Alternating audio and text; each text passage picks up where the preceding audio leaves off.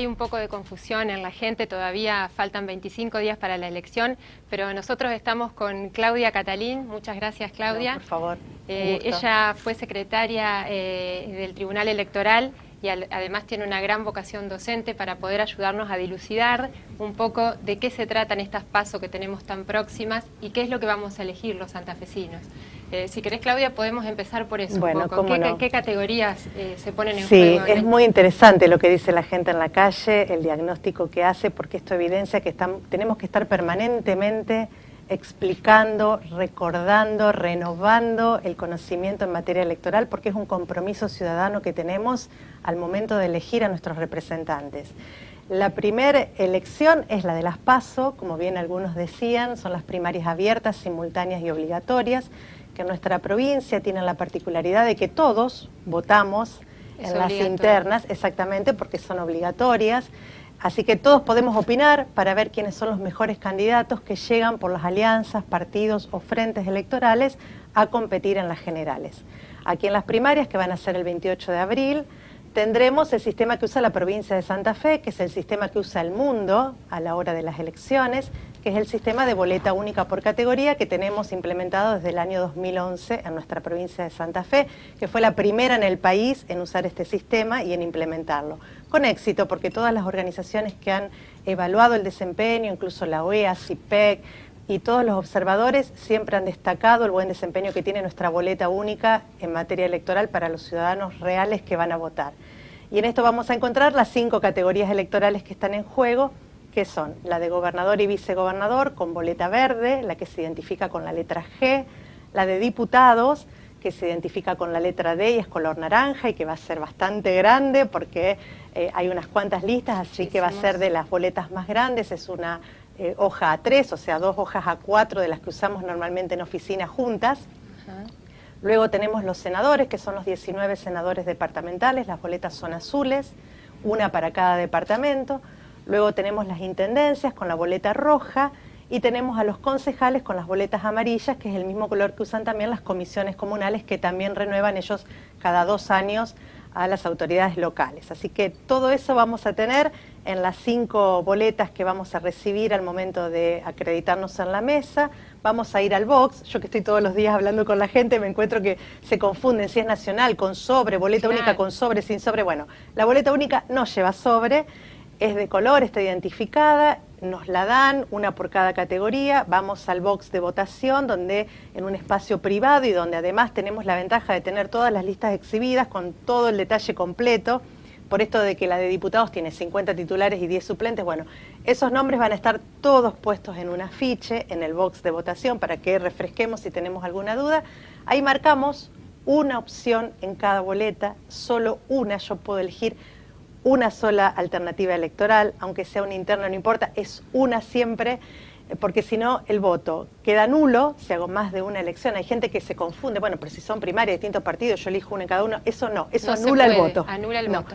Es solo una opción, y si dejo la boleta en blanco, el voto queda en blanco y se computa. Recordemos que al principio teníamos un casillero del voto en blanco, que se evaluó con estudios sistemáticos a partir de muestreo de urnas reales, elegidos en todas las elecciones por igual. Se analizó que había un traslado del voto nulo al voto en blanco, porque había una confusión al principio, el casillero de voto en blanco, mucha gente no lo marcaba y dejaba la boleta en blanco.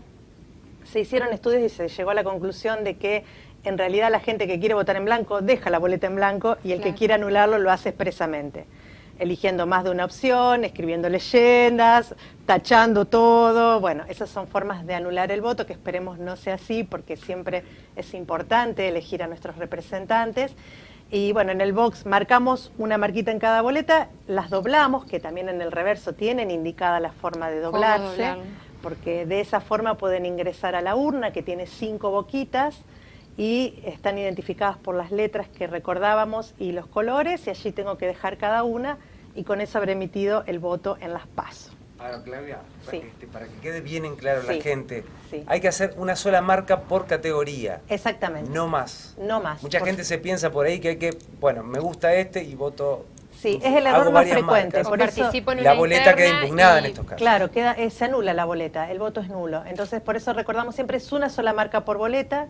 La ventaja es que tenemos con la boleta única, que está analizada a nivel mundial también, es que no hay efecto arrastre, porque yo en cada boleta y en cada categoría puedo elegir el partido que quiera, la lista que quiera, y esto da mucha autonomía al votante a la hora de elegir, cosa que no pasa con el sistema nacional, donde las boletas tradicionales llevan por arrastre un montón de personas que a veces no sabemos ni a quién estamos votando. Bueno, eso, la boleta única es una ventaja notoria y que ha demostrado que, bueno, los resultados electorales muchas veces pasa que un gobernador es de un signo político, o la lista de diputados que gana es de otro signo, o podría serlo, y bueno, esa autonomía creo que es muy defendible y muy importante en la boleta de Santa Fe. O sea que podés elegir el gobernador de un signo político y un diputado de otro signo político. Exactamente, tenemos esa libertad. Pero siempre uno por boleta. Eso es lo más importante a destacar, una sola marquita. Claudia, ¿y por qué son importantes las PASO? Mucha gente se pregunta por qué tenemos que nosotros participar de las internas partidarias, por qué nosotros elegir entre dos candidatos de un mismo partido para ver quién va a pasar a las generales, por qué no lo deciden ellos. Sí, es muy interesante y me parece que por contraste podemos entender por qué son importantes. Nosotros veníamos en la provincia de Santa Fe de una ley de lemas, claro, que los que tenemos más años recordamos y que incluso habiendo participado en ese tipo de elecciones sabemos lo tedioso que era tener una serie, incluso algunas provincias de la Argentina todavía tienen ley de lemas, con esos sublemas que aportaban, donde había un voto indirecto de una lista para otra que se sumaban al final y que a veces el que resultaba ganador no era el que había obtenido más votos, sino aquel que había juntado más sublemas y había conseguido más votos de esa forma. Bueno, eso tuvo muchas críticas y el gobernador Obey prometió derogar la ley de lemas y así lo hizo, una cosa también infrecuente en el mundo electoral, que alguien haga estas reformas que en general no lo benefician, porque las reformas electorales, lo que se dice en la academia es que se hacen cuando uno ya midió que le va a beneficiar. En este caso el gobernador Obey en el año 2014 cumple esa promesa, deroga la ley de lemas y se impone la ley de las PASO. Que en realidad, ¿cuáles son los caminos alternativos? Está este sistema de la ley de lemas que la sociedad santafesina ya no toleraba más y que no podía permanecer como una metodología de selección. Estaba esto que tenemos nosotros ahora, que son las primarias abiertas, simultáneas y obligatorias, y la otra forma es que los partidos decidan en su fuero interno quiénes son los candidatos que van a llegar a una elección. Y aquí el riesgo es que las mesas chicas de los partidos, que en general son muy concentradas, que en general tienen más participación masculina que femenina, que es otra de las cosas que venimos pidiendo las mujeres, es más participación.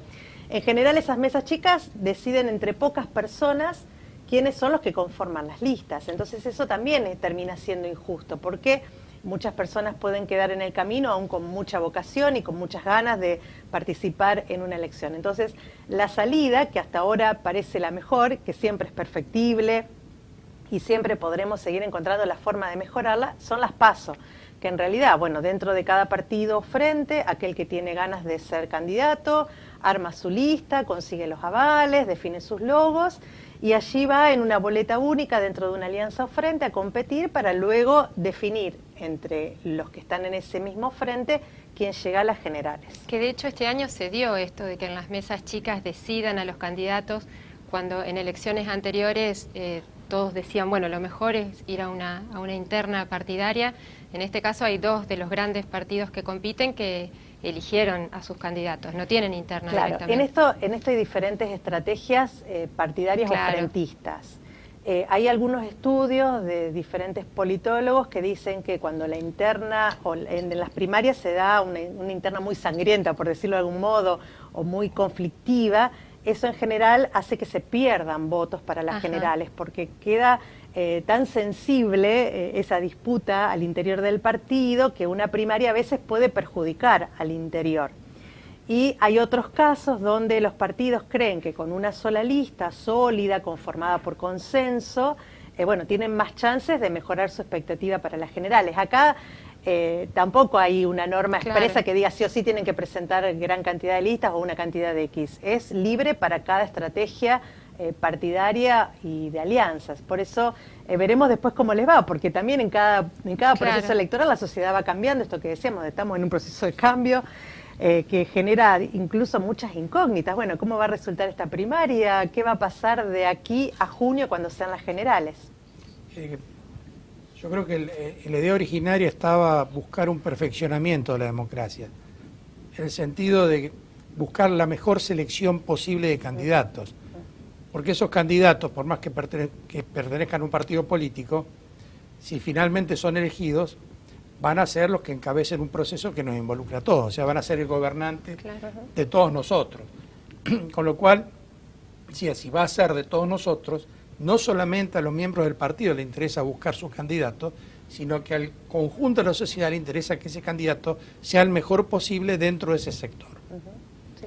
Bueno, como todas las cosas en la Argentina, empiezan a corromperse, porque los vicios van deformando la idea originaria, y bueno, ahora hay mucha discusión acerca de si las pasos tienen sentido o no, si no es un gasto inútil, etcétera, etcétera. Pero yo creo que el sentido originario era muy bueno, el sentido de que quienes surjan finalmente como gobernantes han pasado por un proceso de selección en el que todos nosotros hemos tenido que ver, incluso votando a lo mejor dentro de una interna, ¿no es cierto?, que no es la de el partido al que nosotros adherimos, pero tenemos interés de que el candidato que vaya finalmente por ese sector sea el mejor posible, por lo menos desde el punto de vista de uno, y esto es la opinión ciudadana, es la participación ciudadana, para que la selección final sea lo mejor posible. Ahora, bueno. Es el voto estratégico. Es el voto estratégico. Lo que pasa es que lleva tiempo entenderlo y todos están viendo cómo se pueden manipular las internas para terminar, en definitiva, desnaturalizando el sistema. Pero yo creo que hay que persistir en este camino porque es un camino de mejoramiento de la democracia. Sí, igualmente de los estudios que he podido escuchar en congresos de ciencia política, que me gusta mucho participar, la provincia de Santa Fe ha tenido un buen desempeño respecto de sus primarias abiertas, simultáneas y obligatorias respecto de otros lugares donde aún están un poquito más atrás. Mejor. Exactamente. Obviamente hay que diagnosticar cuál es la situación, todo esto que decías de, bueno, estos vicios que a veces se generan y ajustar la legislación y en todo caso establecer algunas cuestiones que se puedan seguir mejorando, pero creo que dentro de las posibilidades es la que más se adapta a lo que pretendemos de nuestra democracia santafesina. Es el modelo que, digamos, que sigue el país. Sí. Y con relación a la ley de lemas, cuando nosotros salíamos de la ley de lemas, porque veíamos las consecuencias, algunas provincias la empezaron a incorporar. Así es. Casualmente para resolver, para deformar, en definitiva, la voluntad popular y terminar consagrando a través de manipulaciones el candidato que tiene más fuerza dentro. Además siguen con listas colectoras, con listas de espejos, cosas que nosotros ya hemos superado.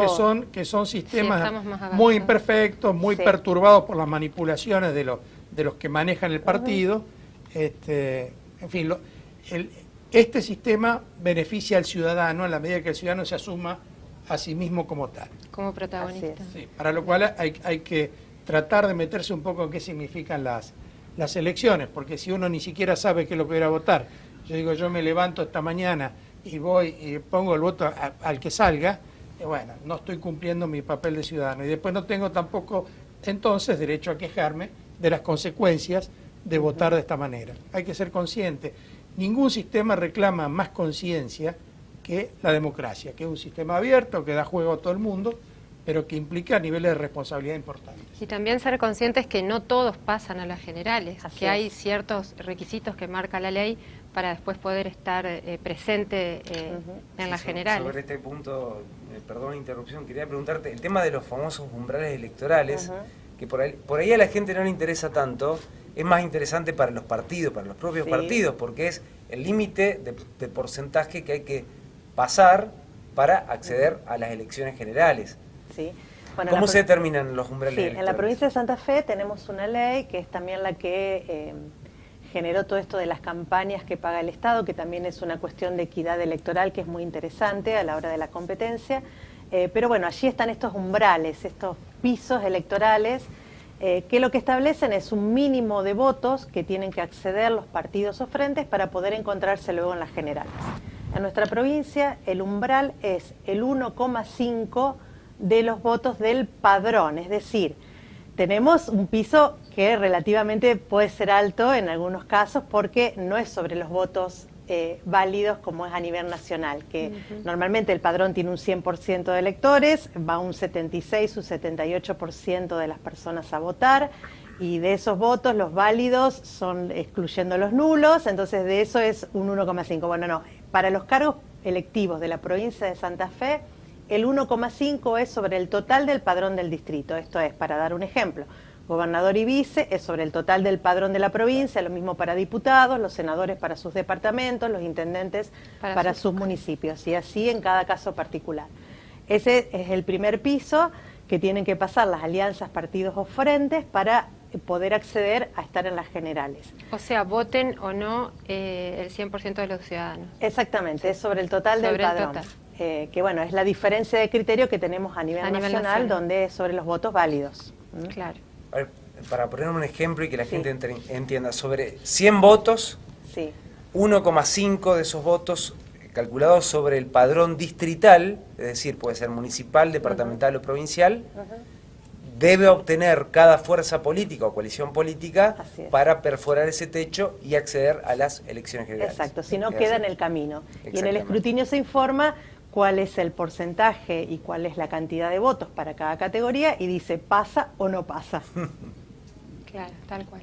Bueno, Claudia, muchísimas gracias por acompañarnos en este primer programa. Estamos todos muchos un poquito, éxitos. Muchas gracias, un para poquito este nerviosos, pero bueno, muy clarificador todo lo que nos explicaste. Bueno, muchas un gracias. gusto.